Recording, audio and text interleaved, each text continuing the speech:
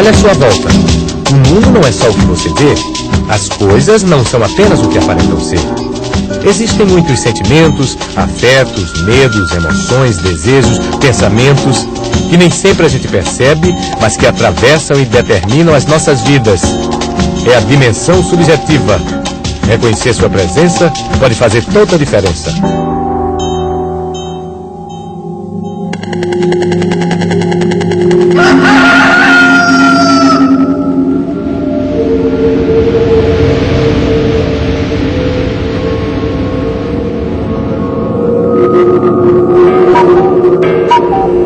Essa é a Dona Firmina. Ela sempre teve muitas pessoas à sua volta. Seus irmãos, pais, filhos, primos, tios, vizinhos, amigos, inimigos, colegas, pessoas que conheceu no ônibus, que esbarrou na rua, conversou na fila do banco, ou que ainda vai conhecer, discutir, abraçar, gostar, odiar, ou nem perceber. Mas elas estarão lá, à sua volta. Todas essas pessoas, todas essas possibilidades. Agora imagina se não tivesse ninguém, nunca. Como seria Dona Firmina? Tenho alegria de viver entre meus parentes, meus filhos, meus netos, meus bisnetos, minhas noras. Acho que essa possibilidade não existe. De uma pessoa conseguir viver sem ter outro ser humano por perto. Acho que não consegue.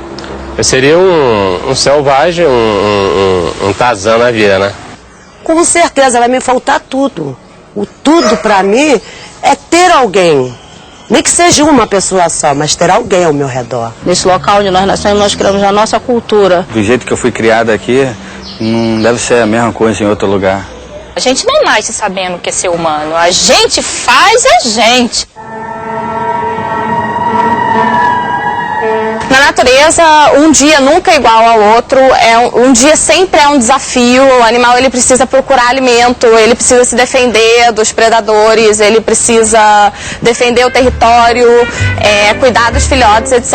Então, no zoológico, o animal ele não tem esses intempéries da natureza, né? É um ambiente mais monótono, diríamos assim. Existem vários casos de crianças selvagens que cresceram com contato humano mínimo ou nenhum. Aquilo que consideramos ser próprio dos seres humanos, como o riso ou o sorriso, jamais ilumina o rosto das crianças isoladas. Gente precisa de gente? Pessoas não são pessoas sem outros seres humanos? Todo sujeito que nasce já é parte de nosso ambiente humano, é sócio de nossa sociedade, como a Dona Firmina. Mas será que ela sempre terá lugar nesse clube? Quem é que nós não queremos mais em nossa sociedade? Quem nós isolamos intencionalmente? Qual desses portões é de um hospício? Qual é de um asilo? Qual é de um clube? E qual é de um presídio? Esse é um clube. O portão separa o resto do mundo dos sócios que vêm aqui se divertir.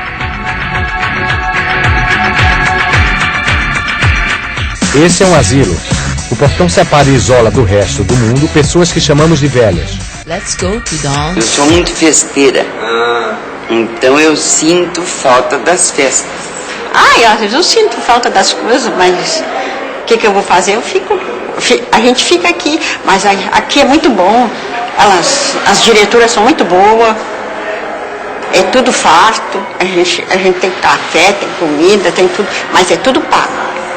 Eu diria que eu sinto um pouquinho de saudade do pessoal, mas depois passa. Sinceramente, eu nem sei por que eu tô aqui. Esse é um hospício. O portão separa e isola do mundo pessoas que chamamos de loucas. Quando eu não tinha liberdade para me sair, eu ficava sozinho, isolado, triste, né? Vendo os companheiros sofrer com eletrochoque, com covardia. Quer dizer, foi uma vida que eu não... Se eu contar hoje, eu até choro, porque foi uma passagem que eu passei meus 40 anos aqui dentro, sofrendo tudo com eles. Era colônia de prisioneiro, agora é colônia de liberdade. Estou feliz, porque pelo menos não... mostra que o mundo, que é loucura, tem cura. Através de quê? De carinho, de amor, de atenção. Eu tenho total liberdade para mim passear, conhecer o mundo. Esse é um presídio. O portão separa e isola do mundo pessoas que chamamos de criminosos. praticou algum crime, aí tem que ir para prisão. Prisão eu acho que é uma cria de bandidos. Deveria ser mais rigoroso, não ser tão conivente, tão benéfica. Serve para corrigir as pessoas ou para piorar a situação de quem está preso. Mas nem sempre foi assim. Na Grécia Antiga, uma punição para criminosos era o desterro, o banimento. Durante o Império Babilônico, a pena do talião previa a punição na mesma medida para o crime, olho por olho, dente por dente. Na sociedade europeia, até o século XVIII, eram comuns castigos públicos e impiedosos aos criminosos, os suplícios. Só no início do século XIX é que a principal punição para os crimes passou a ser a prisão, uma ideia humanitária que pretendia acabar com a era dos suplícios. De acordo com a Lei de Execução Penal, a prisão deve proporcionar condições para a harmônica integração social do condenado, objetivando prevenir o crime e orientar o retorno à convivência em sociedade. A prisão não é o que parece. Não é fácil. Para quem tem família aqui dentro e para quem está lá fora também, é difícil. Isso é muita falta mesmo de meus filhos. Cada visita é uma renovação, é algo diferente, sabe? Já são 13 anos e 13 dias, né, minha irmã? Eles estão pra cá e eu pra lá. Quando você chega na delegacia, são 40, 50, 60 presos dentro de uma cela um pouquinho maior do que essa. Então você começa a refletir, você tinha uma casa, você tinha uma família, você tinha um lar, você tinha um meio social, você vivia num ambiente social e de repente você se encontra naquele lugar que você nunca imaginou de estar um dia. Então é horrível, só quem está mesmo para poder saber o que sente. Eu acho que ele conta, né, os dias dele sair de lá para rever nós. E se nós duas tivesse abandonado ele? Eu sinto muito momentos assim da minha filha, ela tinha 7 anos quando eu vim preso. Então a minha filha fazia trabalhinho de escola e tal, ela chegava em casa, pai, tem um trabalhinho da escola. Aí eu pegava o carro, vamos lá na sua avó, vamos na sua tia, vamos buscar jornal, revista, eu ajudava. Então esse momento, a minha filha está com 15 anos hoje. Então hoje ela às vezes vem na visita e ela fala.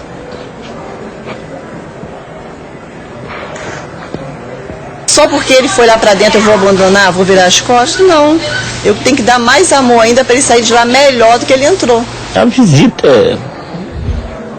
é 80% da recuperação do preso é a visita. Você aguarda, você faz planos, você arruma às vezes o cubículo. Eu pensava que eu vivia na vida real lá fora. Mas aqui é a realidade da vida, aqui ela é crua, é nua e crua, a vida aqui é completamente diferente da que eu vivi lá fora. Eu achava que porque eu tinha que pagar a conta de água, a conta de energia, pagar o aluguel da minha casa, dar educação aos meus filhos, eu achava que isso aí eu estava fazendo coisa demais já, mas não, eu trocaria tudo para estar fazendo aquilo. Às vezes eu sinto falta do meu pai, me dá uma bronca. Minha mãe me dá, minha mãe é maravilhosa, mas aquela coisa do pai ser mais sério com o filho, geralmente acontece, de uma certa forma faz falta. Quando eu passo naqueles portões eu vou ver meu pai, poder abraçar, poder beijar. É assim, é uma emoção muito grande, porque de uma certa forma eu sou apegada ao meu pai. Eu acho que é o dia mais importante, é o dia da visita no sistema penitenciário, não só para mim, como para todos. É que é um dia que a gente preparamos para receber as visitas, é um dia que a gente vai receber um pouco da sociedade no sistema penitenciário. A prisão é o isolamento. Então o que é a liberdade? Os sentimentos, emoções, anseios de ser sócio de nossa sociedade fazem parte da dimensão subjetiva.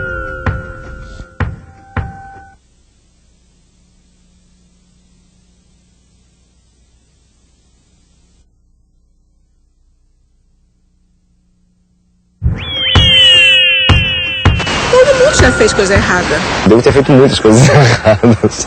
Quem falar que não infringiu a lei é meio difícil de acreditar. A maioria vive lembrando a lei, né? Dando um jeitinho. Eu acho que vai mais preso a classe pobre. Quem deveria não estar preso, com certeza. Tem um amigo que é policial e foi preso, né? Tem colega meu até que tá no nível Bruno.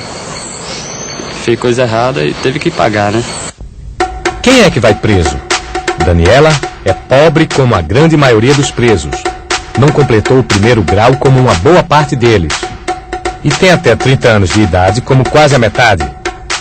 O crime de Daniela foi roubar uma lata de leite. Se a pessoa for pedir, ninguém dá, né? Diz logo, você é tão nova, vai trabalhar, vai fazer isso, vai fazer aquilo. E onde que a pessoa vai arrumar um emprego? Porque eu não tenho documento, eu não tenho identidade, eu não tenho nada. E outro que nem escrever, nem ler, nem saber nada assim.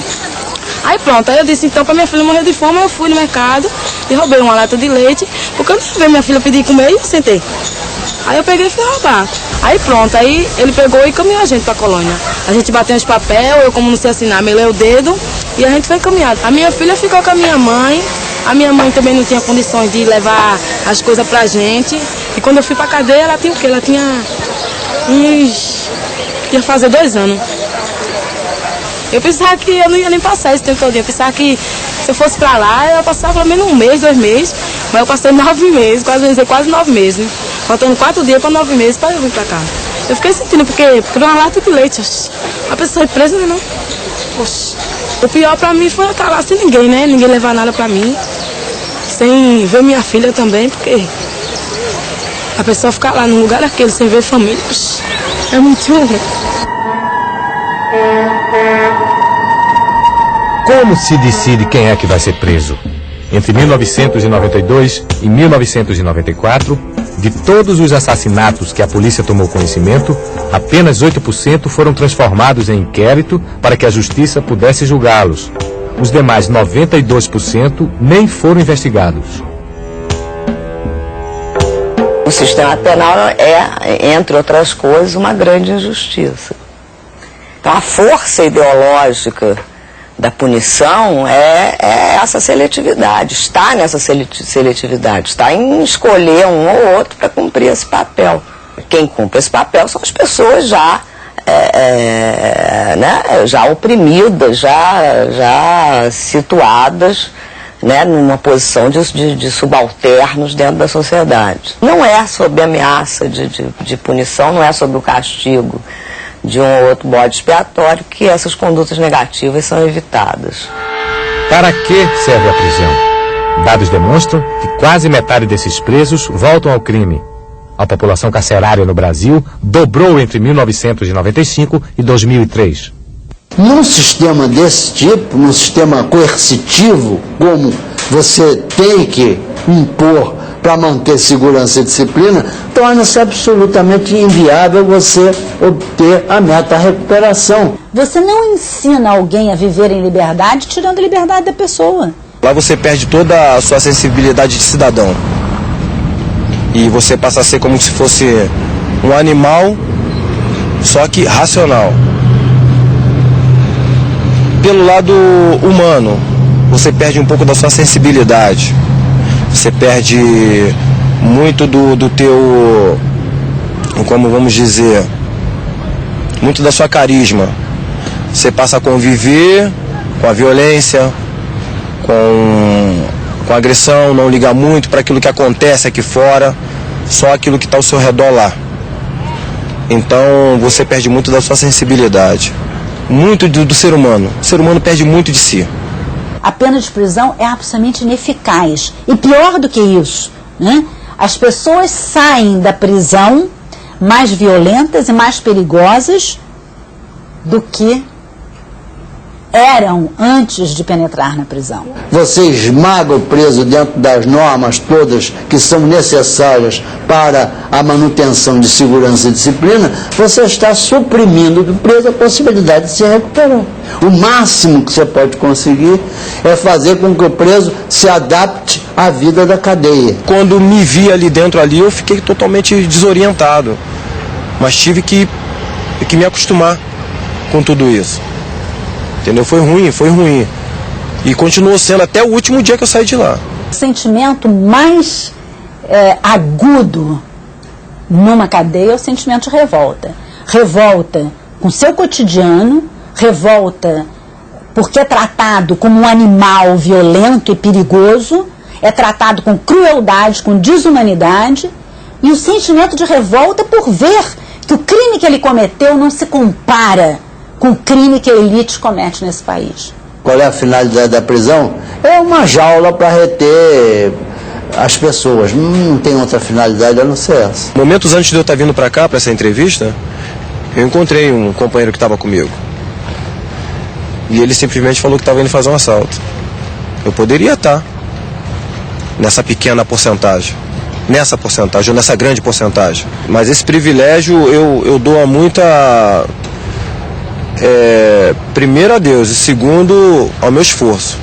Destrói o indivíduo e destrói a família do indivíduo. Isso é o que a prisão consegue fazer. Eu fui preso em 82, dia 21 de agosto de 1982.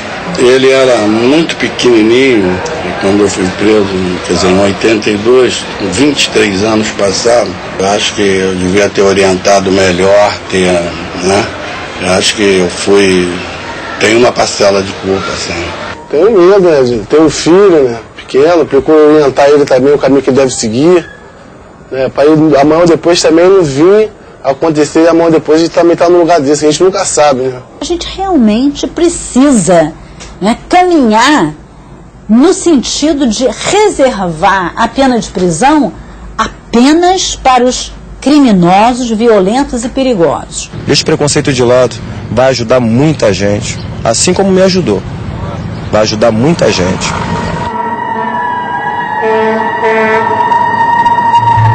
Este é Luciano Silva Pereira Filho. Aos 38 anos, cumpre pena por homicídio qualificado. Aos 33, matava um policial que assaltou no sinal de trânsito. Aos 26, fugia do presídio. Aos 24, era preso em flagrante por assalto à mão armada. Aos 21, conseguia liberdade condicional após cumprimento de parte da pena. Aos 18, era preso por tráfico. Aos 17, deixava a FEBEM. Aos 16, era preso pelo roubo de uma carteira. Aos 15, fugia do CRIAM. Aos 13, era preso pelo furto de uma bermuda. Será que sempre tem que ser assim? O que poderia ter sido diferente na vida de Luciano? Olha, nós temos os dados de reincidência desses adolescentes, não só pelo departamento, pelo Estado, mas como pelo judiciário também. É muito alto. Já deve na faixa de 60% a 70%. O Maurício tinha 14 anos de idade quando ele saiu com um coleguinha e cometeu um primeiro delito, que foi o de roubar uma bolsa de uma senhora na rua. Se ele tinha uma coisinha de nada, de vício aqui, lá dentro, filha, aumentou, mas ficou enorme. Quando ele saiu, ele praticou o que ele aprendeu durante um ano. Que ele pudesse ter que ir pagar, pagar por aquele delito que ele cometeu, mas que não fosse dentro de um lugar, afastando ele completamente de mim, da família, né, da casa. O sistema só contribuiu comigo para afastá-lo de mim. Quer dizer, o filho é seu, mas você não pode fazer nada, não pode fazer muita pergunta. Não há um acolhimento, eu acho que há uma forma de violentar esse adolescente cada vez mais, para que ele saia de lá cada vez mais revoltado. Ele fica ali mais ou menos até os 18 anos. Com 19 anos, ele saiu dali completamente destruído. Então, olha, eu vou roubar mesmo, agora eu não vou conseguir mais nada mesmo, não sei o quê. Sistema penal. E é muito triste saber que depois de 10 anos, 11 anos trabalhando ali, eu não consigo ver esses adolescentes numa situação melhor. Eu venci, montei minha família, eu dei uma condição melhor. Infelizmente, até hoje eu não encontrei uma situação dessas ainda. Porque eles já entram lá discriminados, né, como marginais, como bandidos que moram no morro, são negros, né, são pobres. A classe pobre, que eu já falo pobre mesmo, né, elas ficam lá. Por que a média, a alta, você não vê? Você não vê chegar, né? Parar de carro com as pessoas finas e visitar aquele menino. Falei para ele, agora a responsabilidade é muito maior, que é você. Você já tem 20 anos, ele já tem um filho, tem uma menina. Até hoje eu tenho esperança de ainda resgatar o meu filho. Para que serve a FEBEM? Será que o isolamento é a única solução para os que infringem a lei? Muitos dos vínculos, sentimentos, afetos que nos tornam sócios do ambiente humano fazem parte da dimensão subjetiva.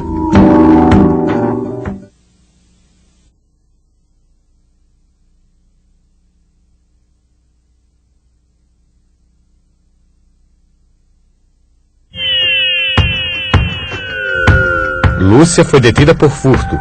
Qual a diferença entre ela e outros condenados? Eu trabalho agora na Promotoras Legais, na Temis. Faço faxina lá, trabalho de limpeza. Lá dentro tá presa, né? Que na rua tu pode mostrar que tu melhorou mais, né? Lá dentro não tem como tu mostrar, né? É que na rua tem mais condições. Melhorar mais, né? Trabalhar e melhorar mais, cuidar dos meus filhos. O juiz tem um pouco de resistência de abandonar o apelo à pena de prisão e aplicar essas penas alternativas. Há exemplos pelo Brasil afora muito bem sucedidos e em outros países mais ainda. Né? É isso que a gente precisa, é por isso que a gente precisa lutar no Brasil. O que você faria se soubesse que quase 1000 detentos de um manicômio judiciário foram soltos nas ruas de Belo Horizonte?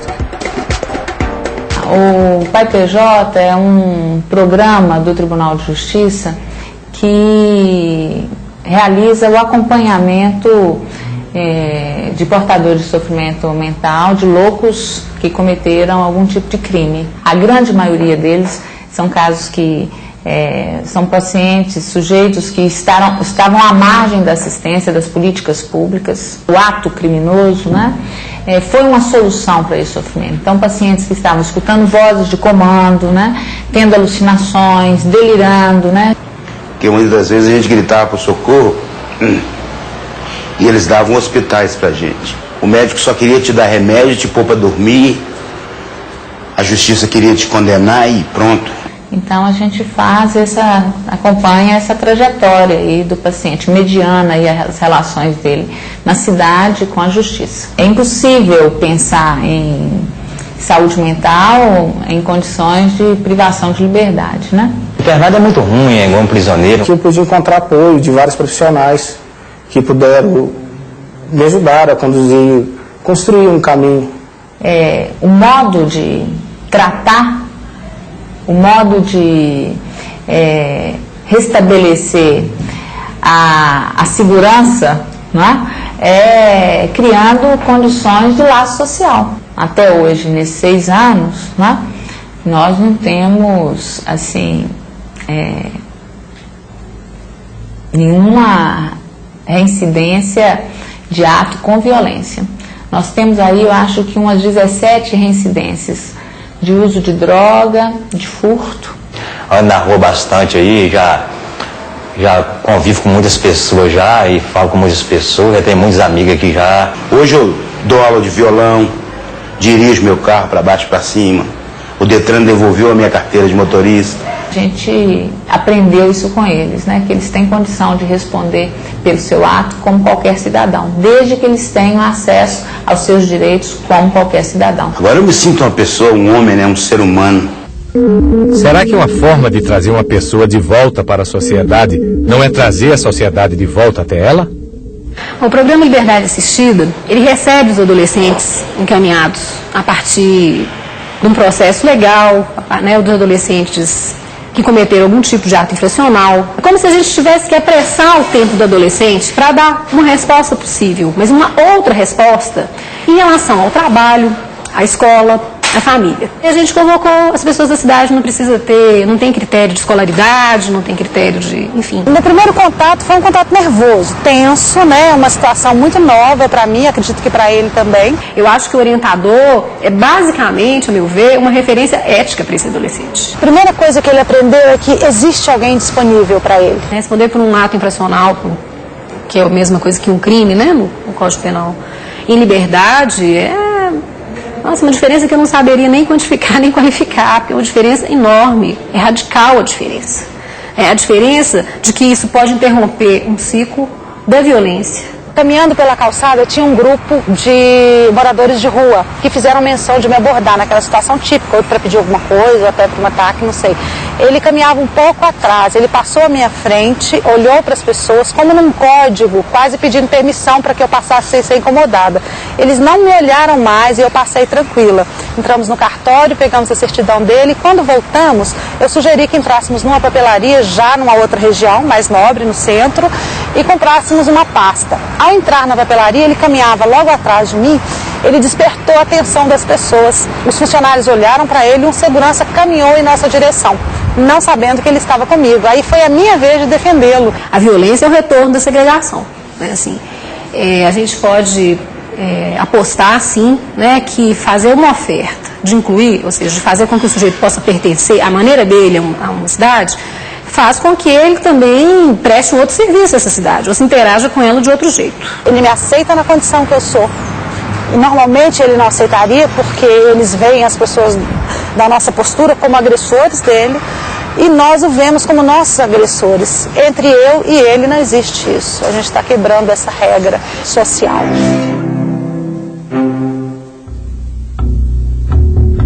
Se pegarmos como exemplo os detentos condenados por furto no Brasil, um crime considerado menor, veremos que eles custam por mês o mesmo que 5.600 casas populares.